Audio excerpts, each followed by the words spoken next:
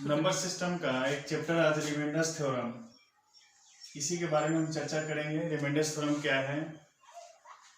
Reminders theorem वर्तमान परिस्थिति में देखा जाए, आजकल जितने भी एग्जामिनेशन हो रहे हैं, चाहे वो एसएससी हो, रेलवे हो या अदर कॉम्पिटिटिव एग्जाम हो, प्रत्येक एग्जामिनेशन में नंबर सिस्टम से रिमाइंडर्स थ्योरम में खासकर 2 से 3 प्रश्न रहते हैं। एसएससी में, रेलवे में भी एक आध प्रश्न डाला जाता है। तो इसी को ध्यान में रखकर आज रिमाइंडर्स थ्योरम का ये शेषफल प्रमेय, रिमाइंडर्स थ्योरम शेषफल प्रमेय को आज हम देखेंगे और इसको बेसिक से देखते हैं, बेसिक से देखते हुए चलेंगे। आज का जो वीडियो होगा उसमें पूरे बेसिक को हम देखेंगे। तो देखिए रिमाइंडर्स थ्योरम क्या है, तो इसमें हम देखते हैं। सबसे पहली बात हम देख रहे हैं कि 23 है। 23 में अगर हम 8 से डिवाइड करते हैं तो इसको हम देंगे 2 मर्तबे। यहाँ पे लिखते हैं 8 गुना 16 लिखते हैं। इसको जब इसमें से घटाएंगे तो ये 7 प्राप्त होगा। तो जिससे हम लोग भाग दे रहे हैं वो भाजक कहलाता है। भाजक यानी कि डिविजर। जिसमें हम लोग भाग देते हैं वो भाज्य होता है और जो प्राप्त होता है वो भागफल होता है। भागफल यानी क्वोशिएंट। और जो नीचे जो प्राप्त होता है वो शेषफल कहलाता है। शेषफल। तो क्या देखें हम कि 23 में हम 8 से भाग दे रहे हैं, जिससे भाग दे रहे हैं वो भाजक, जिसमें भाग दे रहे हैं वो भाज्य यानी डिविडेंड, और जो प्राप्त हो रहा है, जितना मर्तबे लग रहा है, डिवाइड हो रहा है, वो भागफल कहलाता है यानी क्वोशिएंट। और जो नीचे प्राप्त होता है वो शेषफल होता है, रिमाइंडर। तो ये पूरे चैप्टर में हमको रिमाइंडर्स के बारे में ही पढ़ना है, शेषफल। तो हम क्या लिखेंगे? हम देख रहे हैं कि 8 में 2 से गुना करने पर 16 और उसमें 7 जोड़ने पर 23 प्राप्त हो रहा है। तो हम इससे क्या प्राप्त होता है कि हम लिख सकते हैं कि भाज्य इक्वल टू भाजक गुने भागफल प्लस शेषफल यानी रिमाइंडर। तो हम क्या देख रहे हैं कि भाज्य इक्वल टू भाजक गुने भागफल प्लस शेषफल, यानी इसको हम बोल सकते हैं dividend equal to divisor into quotient plus remainder. तो हम क्या देख रहे हैं? हमें आज सिर्फ और सिर्फ शेषफल के बारे में चर्चा करना है। शेषफल यानी रिमाइंडर, यानी कि पूरे टॉपिक में हमको सिर्फ शेषफल से मतलब है, शेषफल प्राप्त करना है। तो यही शेषफल है जिसके बारे में हमको आज पढ़ना है। तो ये कहां से प्राप्त हुआ? तो ये भाजक, भाज्य, भागफल और इस तीनों से जो क्रियाएं करती है, जो लास्ट में जो बच जाता है, ठीक है ना, ये ऑपरेशन के दौरान जो नीचे जो लास्ट में बचता है वो शेषफल कहलाता है। और इसी शेषफल के बारे में पूरे टॉपिक में हमको पढ़ना है। तो यही शेषफल है जिसके बारे में हम लोग चर्चा करेंगे। तो देखिए आगे हम कैसे इसको लिख सकते हैं। तो 23 यहाँ पे लिखेंगे, 23 इक्वल टू भाजक कितना है 8, भागफल कितना है 2, और प्राप्त कितना हुआ है शेषफल 7। तो हम क्या देख रहे हैं कि दोनों को गुना कर रहे हैं, तो 8 गुना 16, 16 7 23 जो यहाँ पे प्राप्त हो रहा है। तो ये जो बचता है मल्टीप्लाई करके, और जो लास्ट में जो प्लस में जो रहता है वही शेषफल होता है। तो इसी पूरे शेषफल के बारे में हम पूरे चैप्टर में आज इस पूरे टॉपिक में इसकी चर्चा करेंगे, शेषफल के बारे में। अब देखिए इससे आगे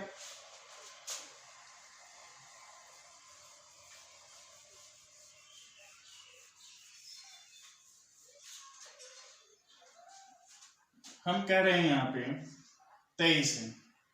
23 में हम 5 से भाग दे रहे हैं, तो मेरा रिमाइंडर जो है, रिमाइंडर वो कितना प्राप्त हो रहा है? आर का मतलब रिमाइंडर हुआ। इसको शॉर्ट फॉर्म में हम लिख रहे हैं आर।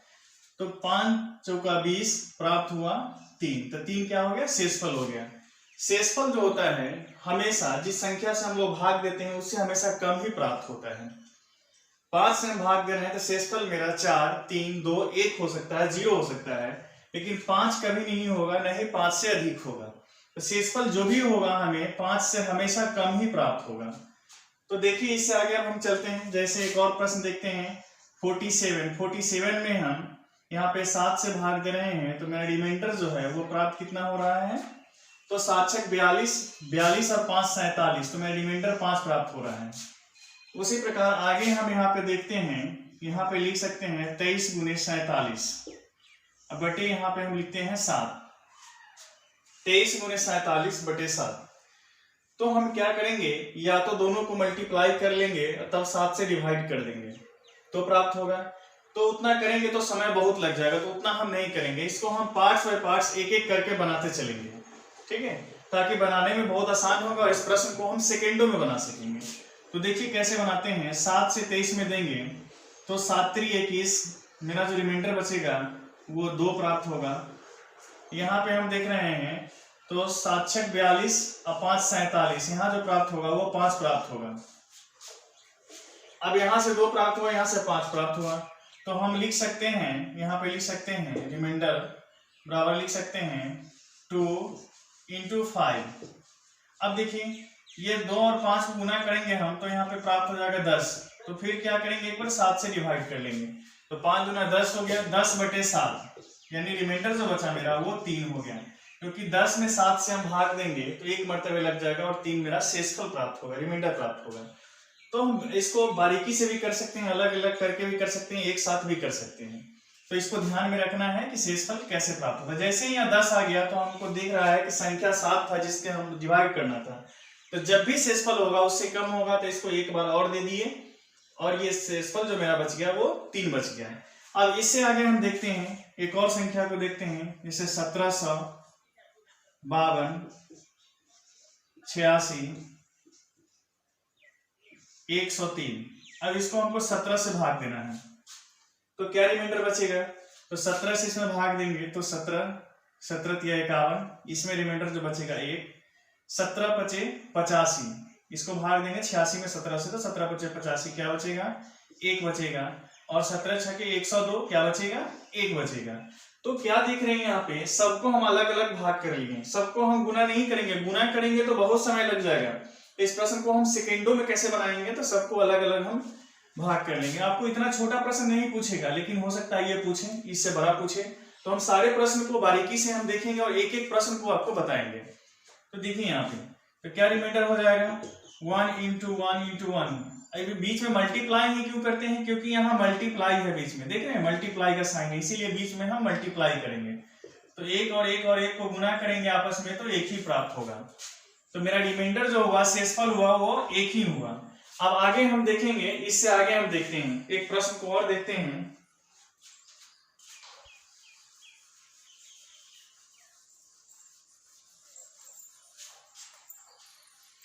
अब हम देख रहे हैं यहाँ पे 1002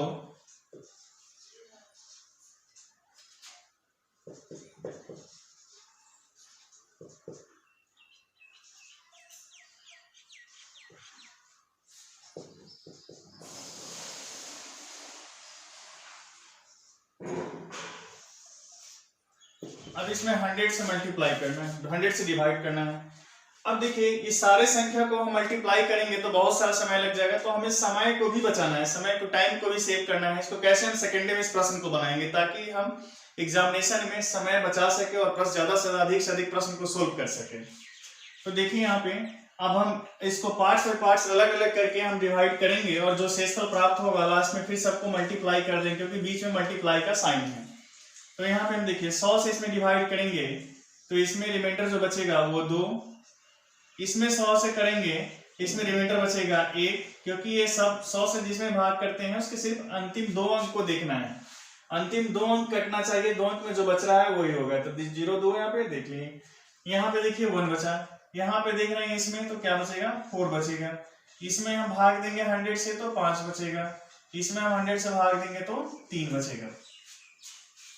अब देखिए मेरा रिमाइंडर क्या होगा, तो यहाँ पे 2, यहाँ पे 1, यहाँ पे 4, यहाँ पे 5 और 3, सब बीच में मल्टीप्लाई है तो सारे को हम मल्टीप्लाई कर लेंगे। अब देखिए सबको मल्टीप्लाई कर लिए तो 4 दूना 8, 8 पंचे 40, 40 दिया 120, 120 हमें प्राप्त हो गया, बल्कि हमको डिवाइड करना था 100 से ही, तो 120 जो है 100 से ज्यादा है तो एक बार और डिवाइड कर लेंगे इसको, जो रिमाइंडर बचेगा, जो बच जाएगा वही मेरा रिमाइंडर होगा। तो 100 से 120 में हम डिवाइड करेंगे तो मेरा रिमाइंडर जो होगा वो 20 आएगा, तो मेरा जो आंसर हुआ वो 20 हो गया।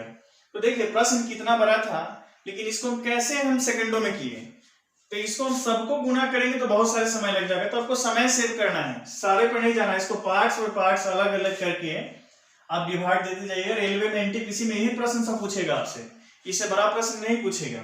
अब देखिए इससे आगे हम चलते हैं। अब हम पढ़ते हैं, जब ये मल्टीप्लाई बीच में था तो ये था, अगर इसके बीच में सम में हम प्लस कर दें, ऐड का साइन दे दें, तो क्या होगा?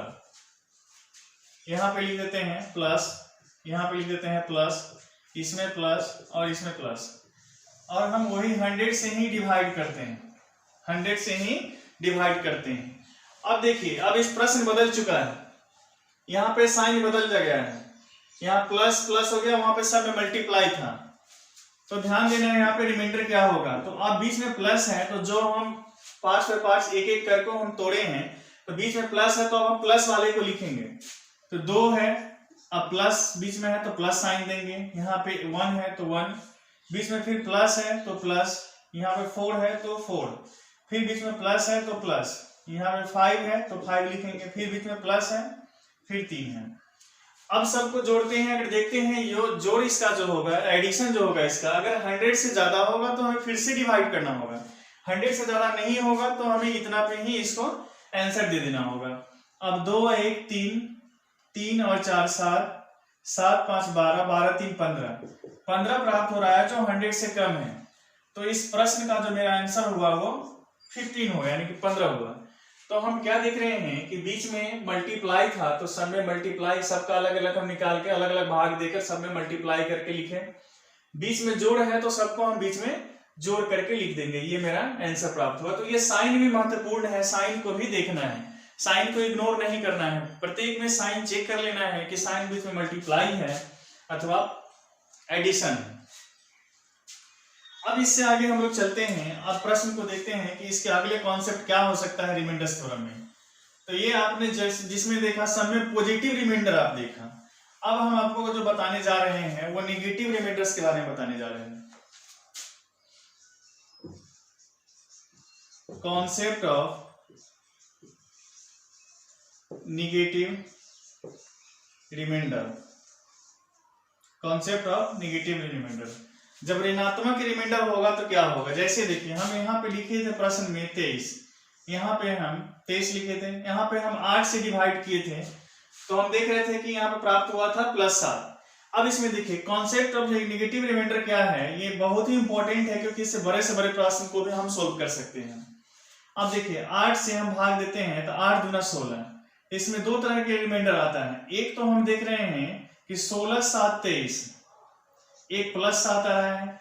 अब देख रहे हैं कि 23 से 8 के मल्टीपल में 8 को अगर हम मल्टीप्लाई करते हैं तो हम देख रहे हैं कि 8 के मल्टीपल को लेते हैं तो 8 3 24, 8 3 24, 24 से ये 23 एक कम है, तो हम मेरा जो निगेटिव रिमाइंडर होगा वो -1 होगा। इसी को हम लोग निगेटिव रिमाइंडर कहते हैं, यानी कि संख्या जो अपने से जो ऊपर हो उससे कितना कम है वो देखना है। तो 2 मरतबे दी तो 8 दूना 16, 16 7 23 हो गया, लेकिन जब हम इसको 3 टाइम्स लगाएंगे तो 8 3 24, 24 में से एक कम प्राप्त हुआ, तो ये मेरा निगेटिव रिमाइंडर हो गया। एक और देखते हैं आगे, इससे एक दूसरा एग्जांपल देखते हैं। यहाँ पे हम लिख रहे हैं 67, इसको हमको भाग देना है 12 से भाग देना है। अब देखिए इसमें एक तो हम इसमें 2 तरह के इसमें भी लिख सकते हैं। एक तो पॉजिटिव रिमाइंडर मेरा जो होगा 12 पंचे 60, 60 और 7 67, तो पॉजिटिव रिमाइंडर होगा वो 7 हो गया। अब निगेटिव रिमाइंडर हम देखते हैं इसमें, तो 12 छक 72, 72, 72 से ये 5 कम है, 72 से ये 67 कितना कम है, 5 कम है, तो यहाँ पे मेरा निगेटिव रिमाइंडर हो गया वो 5 हो गया। अब कहिएगा कि आंसर क्या देंगे, अब 7 आंसर देंगे कि 5 आंसर देंगे, अब कंफ्यूजन में हो गए। तो जब पॉजिटिव, हमेशा जो रिमाइंडर जो पूछा जाता है एग्जामिनेशन में वो आपसे हमेशा पॉजिटिव ही पूछा जाएगा, निगेटिव कभी नहीं पूछा जाएगा। तो फिर निगेटिव का यूज हम क्यों करेंगे, तो देखिए निगेटिव जैसे ही नेगेटिव अपनी सुविधाओं के लिए करते हैं, क्योंकि जब बड़ा संख्या जब उसके क्लोज में रहता है तो निगेटिव के यूज करने से हमें बेनिफिट होता है। तो आप देखिए अब इसको जब हम इसको एक्चुअल पॉजिटिव में जब कन्वर्ट करना होगा तो ये तो प्लस है ही 7, इस निगेटिव में आ गया तो इसको हम उसमें लाने के लिए जिससे हम लोग भाग करते हैं उसको इसमें हम ऐड कर देंगे। अब 12 -5 और +12 कितना हो गया 7 हो गया। तो जो था मेरा यहाँ पे पॉजिटिव 7 था तो यहाँ भी 7 प्राप्त हो गया। तो जब निगेटिव रिमाइंडर आ जाए हमको पहले वाले प्राप्त करना हो तो जिससे हम लोग भाग देते हैं वही प्राप्त होता है। अब इसे 7/12 है, 7/12 है तो देख रहे हैं कि नीचे संख्या 12 है, ऊपर इससे कम है, तो जो रहता है वही रिमाइंडर होता है। इसका रिमाइंडर अगर आपसे पूछा जाता तो आप आंसर देते कि 7 ही होता है। लेकिन जब निगेटिव में हम चर्चा करेंगे तो 12 से इसके 12 से कितना कम है 5 कम है, तो निगेटिव जो मेरा रिमाइंडर होगा वो -5 होगा। तो देखिए अब इस निगेटिव रिमाइंडर का यूज करके कैसे हम बड़ा से बड़ा प्रश्न को सोल्व करते हैं। अब देखिए एक एग्जांपल हम लेते हैं।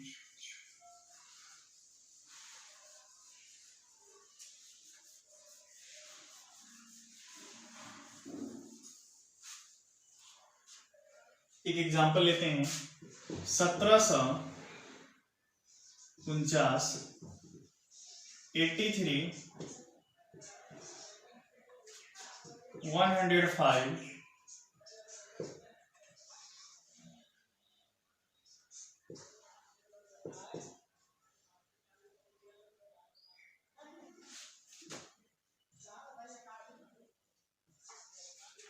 अब इसको 17 से डिवाइड करना है।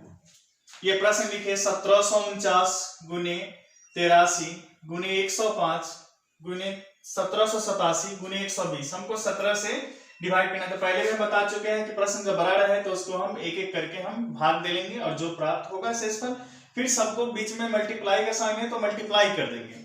तो यहाँ पे देखिए 17 से इसमें भाग देंगे तो 17 ये 51 होता है, 51 से कितना कम है, हम निगेटिव रिमाइंडर का यूज कर रहे हैं। 17 का 17 से कितना कम है 17 है, 17 या 51 होता है उससे कितना कम है 2 कम है तो -2, इसका -2 हो गया।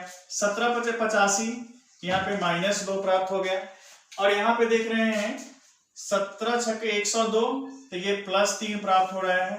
हम ये लिख लेंगे कि क्या प्राप्त हो रहा है इसमें माइनस, क्योंकि हम पहले वाले से कम किए, लेकिन ये क्या है कि इसके बाद आया है तो ये 3 हो गया प्लस 17/85 इसमें क्या हो गया +2 आ गया। यहाँ पे देख रहे हैं तो 17 × 102 17 × 119 119 से ये 1 अधिक है तो मेरा +1 इसका रिमाइंडर हो गया। अब सारे रिमाइंडर को हम एक साथ मल्टीप्लाई कर लेंगे क्योंकि मल्टीप्लाई का साइन है। तो -2 +3 +2 और 1। तो क्या करेंगे हम माइनस प्लस हो जाएगा तो 2 दूना 4 4 तिहाई 12 12 दूना 24 ये 24 प्राप्त हो गया।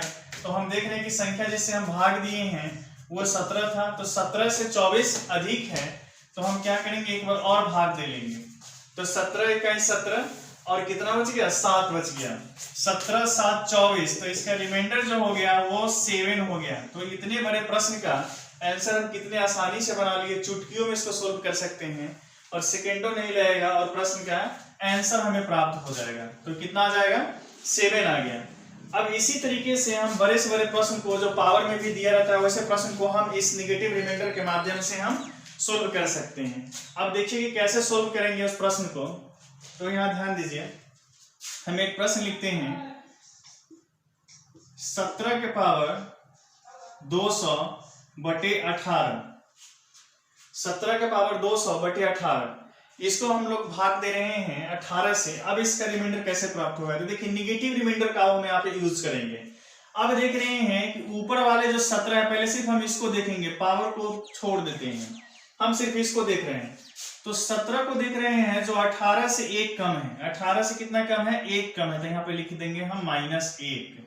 क्या लिख देंगे 17 से कितना कम है 18 से कितना कम है 1 कम है तो -1। पावर में क्या है 200 तो हम लिख देंगे 200। तो देखिए एक चीज और यहाँ पे समझ लीजिए कि माइनस के पावर में अगर कोई सम रहे तो हमारा जो उत्तर होगा वो पॉजिटिव होगा, और माइनस के पावर में कोई विषम संख्या रहे तो हमारा जो उत्तर होगा वो माइनस ही होगा, निगेटिव ही होगा। तो निगेटिव के पावर इवन तो पॉजिटिव आंसर, निगेटिव के पावर ऑड तो निगेटिव आंसर, इसको ध्यान में रखना है। तो -1 है, पावर यहाँ पे 200 जो दिया हुआ है वो क्या है, तो इवन है यानी कि सम है, तो मेरा आंसर जो होगा वो 1 होगा। तो देख रहे हैं निगेटिव रिमाइंडर से हम कैसे इस प्रश्न को सोल्व कर लिए। प्रश्न कितना है, एकदम आसान हो गया। जैसे ही निगेटिव रिमाइंडर का कॉन्सेप्ट हमें प्राप्त हो गया, इस प्रश्न का आंसर एकदम आसान हो गया। अब देखिए इसी प्रकार हम आगे भी इस प्रश्न को देख सकते हैं। और एग्जांपल देखते हैं। एक एग्जांपल यहाँ पे हम लिखते हैं 25 के पावर 25 बटे 26, 25 के पावर 25 डिवाइडेड 26। अब देखिए इसको हम कैसे इसको कैसे रिमाइंडर हम निकालते हैं। तो इसका रिमाइंडर देखिए, अभी 25 जो है, ये 25 जो लिखा हुआ है ये 26 से कितना कम है, तो ये 26 से 1 कम है। 25 कितना है, 26 से 1 कम है, तो 1 कम है यानी कि 1 माइनस 1, 1 कम है तो -1, तो पावर में क्या लिखेंगे हम, 25 लिखेंगे। अब देखिए -1 के पावर 25 यानी कि माइनस के पावर विषम, तो क्या होगा, हमेशा जो उत्तर होगा वो निगेटिव होगा, यानी कि इसका जो रिमाइंडर जो आएगा तो कितना आएगा, -1। तो हम पहले ही बताए हैं कि जब निगेटिव में रिमाइंडर आए तो हमें पॉजिटिव में कन्वर्ट करने के लिए जिस संख्या से हम भाग देते हैं उसी संख्या को जोड़ देते हैं। तो -1 में हम 26 को जोड़ देंगे तो मेरा जो आंसर प्राप्त होगा वो 25 प्राप्त होगा, 25 प्राप्त होगा। तो अब देखिए इससे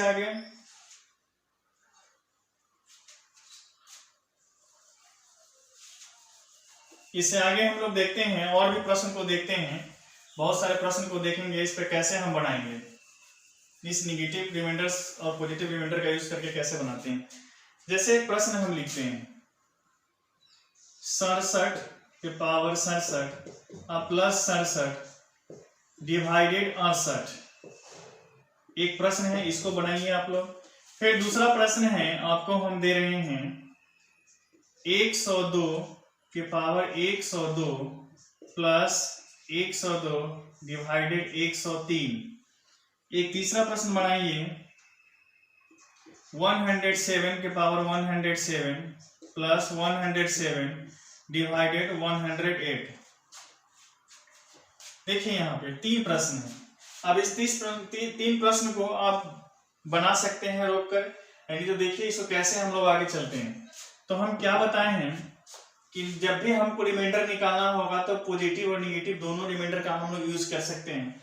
तो यहाँ पे हम क्या करेंगे, निगेटिव रिमाइंडर का यूज करेंगे। तो देख रहे हैं यहाँ पे एक एक करके हम चलते हैं। इससे पहले इसमें भाग देते हैं, फिर इसमें भाग देंगे। तो देखिए यहाँ पे 68 है, यहाँ पे 68 से ये जो 67 जो है वो कितना कम है, 1 कम है, तो -1। एक एक करके चलेंगे। इस 67 में देखते हैं, 67 के बाद 67 को 68 से देखते हैं, तो इस 68 से कितना कम है, तो -1, -1 कम है तो -1 को लिख देंगे यहाँ पे। इस 68 से 67 कितना कम है, तो -1। पावर में फिर 67 है तो 67 डाल देंगे।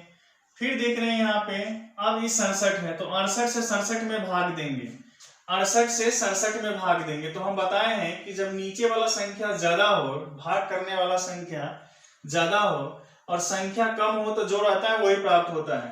तो 68 से ये कम है तो जो है वही रहेगा। तो यहाँ पे 67 है तो हम प्लस में 67 लिख देंगे। प्लस में क्या किए हम, 67 लिख दिए। देखिए फिर से समझिए, इस 68 से 67 कितना कम है, तो -1, यानी 1 कम है तो -1 के पावर 67। इससे ये 1 कम था तो -1 के पावर में 67 है तो 67, बीच में प्लस है तो प्लस। यहाँ पे देख रहे हैं कि 68 से 67 कम है, 1 कम है तो हम -1 भी लिख सकते हैं, या जो रहता है उसको भी हम लोग लिख सकते हैं। तो यहाँ पे देखिए, तो यहाँ पे -1 भी आप लिख सकते हैं, कोई दिक्कत नहीं, लेकिन जो है वो भी लिख सकते हैं। अब देखिए इसका आंसर क्या प्राप्त होगा, तो -1 के पावर 67। तो हम पहले ही बताए हैं कि माइनस के पावर में, -1 के पावर में आपको विषम रहे तो आंसर जो होगा वो -1 ही होगा, और -1 के पावर में सम रहे, मेरा आंसर जो प्राप्त होगा वो 1 प्राप्त होगा। क्योंकि विषम है तो विषम को फिर मल्टीप्लाई बार करेंगे तो फिर निगेटिव आएगा, सम है तो पेयर बनना है, इसलिए इसका आंसर पॉजिटिव होगा। तो ध्यान दीजिए यहाँ पे, तो कितना हो जाएगा ये, -1 प्लस 67, तो कितना हो जाएगा, 67 में से 1 घट जाएगा तो ये 66। इसका आंसर क्या हो जाएगा, 66। इसका आंसर क्या हो जाएगा, 66। अब देखिए इस प्रश्न को देखिए, ये 103 था, ऊपर में 102 है, तो इससे एक कम है तो -1 के पावर में कितना है 102, तो 102 अब प्लस 103 से ये कम है तो जो रहेगा वही लिखेंगे, तो 102 तो कितना हो जाएगा -1 है, उसके पावर यहाँ पे सम संख्या है, जैसे ही सम रहेगा तो पॉजिटिव आंसर देगा, यानी कि 1 हो गया। अब प्लस 102, ठीक है, प्लस 102 तो आंसर कितना हो जाएगा इसका -1 और प्लस 102। तो इसको जोड़ेंगे हम -102 और 1 को जोड़ेंगे तो मेरा प्राप्त हो जाएगा 103, नीचे था भी 103, तो मेरा जो रिमाइंडर जो बचेगा, इसका रिमाइंडर बचेगा, इससे पूरा पूरा कट रहा है, तो आंसर जो मेरा होगा वो 0 होगा, क्योंकि यहाँ पे देख रहे हैं कि माइनस इससे प्राप्त होता है, तो माइनस इससे 1 कम है तो -1 के पावर 102, फिर ये जो था इससे कम है तो वही प्राप्त होगा, तो यहाँ पे लिखेंगे 1 प्लस 102 यानी 103/103, यानी 103 से 103 में डिवाइड करेंगे तो आंसर क्या प्राप्त होगा 0 होगा। अब इसी तरह से इस प्रश्न को हम लोग देखते हैं, 107 के पावर 107 प्लस 107/108, तो यहाँ पे देख रहे हैं 108 से एक कम है तो यहाँ पे लिख देंगे हम -1 के पावर में 107 प्लस 108 से 107 ही है तो 107 ही लिख देंगे, क्योंकि इससे कम है तो जो रहेगा वही होगा, तो यहाँ पे लिखेंगे -1 क्योंकि पावर यहाँ पे विषम है तो -1, क्योंकि पावर विषम रहने पर ये निगेटिव आंसर देगा, तो -1, क्योंकि 1 को कितनों बार मल्टीप्लाई करेंगे तो 1 ही आएगा, तो प्रश्न यहाँ पे ये रह जाता है कि ये प्लस है या माइनस है होगा, तो जैसे विषम रहेगा तो माइनस, यहाँ पे सम रहेगा तो प्लस, प्लस 107, तो मेरा प्राप्त होगा 106, नीचे था 108। तो एक निष्कर्ष ये भी निकला, हम प्रश्न को चुटकियों में सोल्व कर सकते हैं। यहाँ पे देखिए कि जब पावर विषम था और उससे नीचे एक कम था, तो जो था उससे एक कम प्राप्त हुआ, 67 था तो एक कम 66। यहाँ पे देख रहे हैं कि पावर विषम है, नीचे उससे एक अधिक है तो 107 है तो एक कम 106। तो इस तरीके से हम कोई भी प्रश्न को लिखेंगे उसको जल्दी जल्दी सोल्व करेंगे इसे। अब देखिए कैसे इसको आसानी से एक आध प्रश्न को हम लिखते हैं, आप आसानी से इसका आंसर बताइएगा। अब देखिए यहाँ पे जैसे हम लिखते हैं 99 के पावर 99 अब प्लस 99 अब बटे 100, तो इसका आंसर जैसे ही देना होगा आप सीधे लिख दीजिएगा, एक कम आपको 98, एक कम क्या लिखिएगा 98। उसी प्रकार से एक दूसरा एग्जांपल देखिए, हम यहाँ पे लिखते हैं 97 के पावर 97 अब प्लस 97 डिवाइडेड 98, तो इसका आंसर जैसे ही देना होगा आपको क्या दीजिएगा, एक इससे कम 96। वो कैसे, तो हम पहले ही बता चुके हैं। यहाँ पे जब पावर यहाँ पे देख रहे हैं कि विषम हो और यहाँ पे इससे एक नीचे वाला अधिक रहे, तो बस इसका आंसर जो होगा ऊपर वाला से एक कम प्राप्त होगा। यहाँ भी 99 प्लस 99, यहाँ पावर था विषम तो यहाँ पे इससे एक कम 98, यहाँ पे 97 प्लस 97 यहाँ पे देख रहे हैं विषम है तो इससे एक कम 96। अब इसको सोल्व भी करके आप लोग देख लीजिएगा, आंसर इसका वही प्राप्त होगा जो हम आपको बता रहे हैं।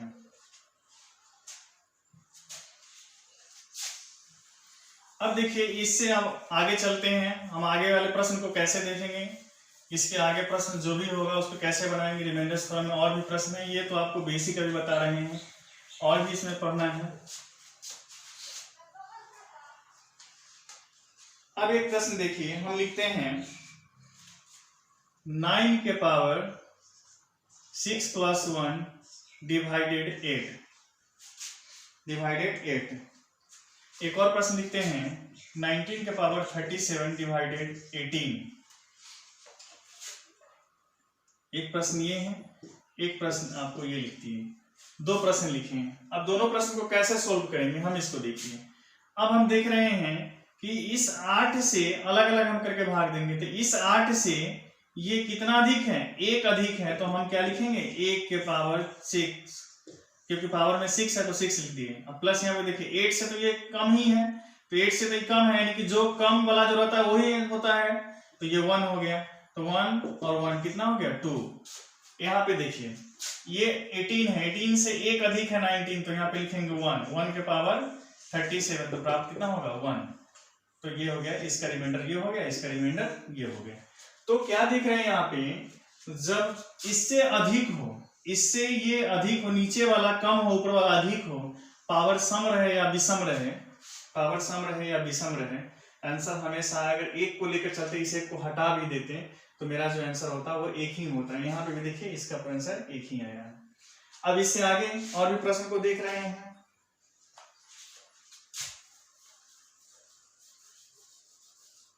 एक प्रश्न और देखिए, 97 के पावर 97 बटे यहाँ पे लिखते हैं हम 98। अब इसका रिमाइंडर क्या होगा? तो हम क्या देख रहे हैं कि 98 से एक कम है, तो यहाँ पे लिख देंगे -1। पावर में क्या है 97, क्या है 97, तो कितना हो जाएगा -1 को 97, यानी कि पावर यहाँ पे देख रहे हैं कि विषम है तो -1 प्राप्त होगा। तो जब हम रिमाइंडर की बात करेंगे तो हम नेगेटिव तो आंसर रहेगा नहीं, तो हम पॉजिटिव आंसर देने के लिए क्या करेंगे -1, इसमें 98 को हम ऐड कर देंगे, तो 98 में से ये क्या कितना हो गया 97 इस प्रश्न का उत्तर हो जाएगा। तो यहां तक देखें हम। अब एक आध प्रश्न को और देखेंगे हम, जैसे हम देख रहे हैं 85 के पावर 97 -27 y 86।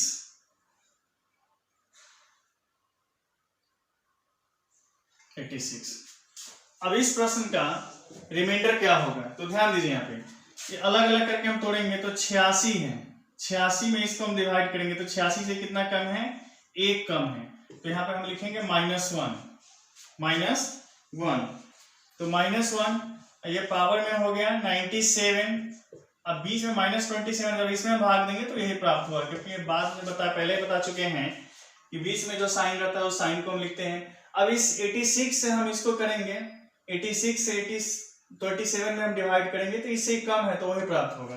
तो यहाँ पे देख रहे हैं कि विषम है तो -1 -27 यानी कि -28, तो मेरा जो रिमाइंडर होगा वो -28 नहीं होगा, मेरा रिमाइंडर जो होगा वो क्या होगा, तो -28 में ये 86 को जोड़ देंगे हम, तो 6 में से 8 गया, यहाँ पे 8 प्राप्त हो गया कि 16 में से 8 गया 8, ये बच गया 7 में से 2 गया तो मेरा प्राप्त हो गया 5, यानी कि 58 इस प्रश्न का आंसर होगा।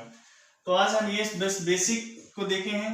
अब इसके आगे कल हम देखेंगे इसके आगे वाले जो पार्ट्स हैं, यानी कैसे हम बड़े से बड़े प्रश्न जब पावर में रहता है, जैसे एक प्रश्न हम बताते हैं इस तरह के प्रश्न को कैसे देखेंगे, 15 के पावर 30 के पावर 45 को अगर हम 8 से डिवाइड करेंगे तो इसका रिमाइंडर क्या होगा। इसी तरीके के बहुत सारे प्रश्न आएंगे जिसको कल हम देखेंगे, इसके आगे वाले पार्ट्स को कल हम देखेंगे।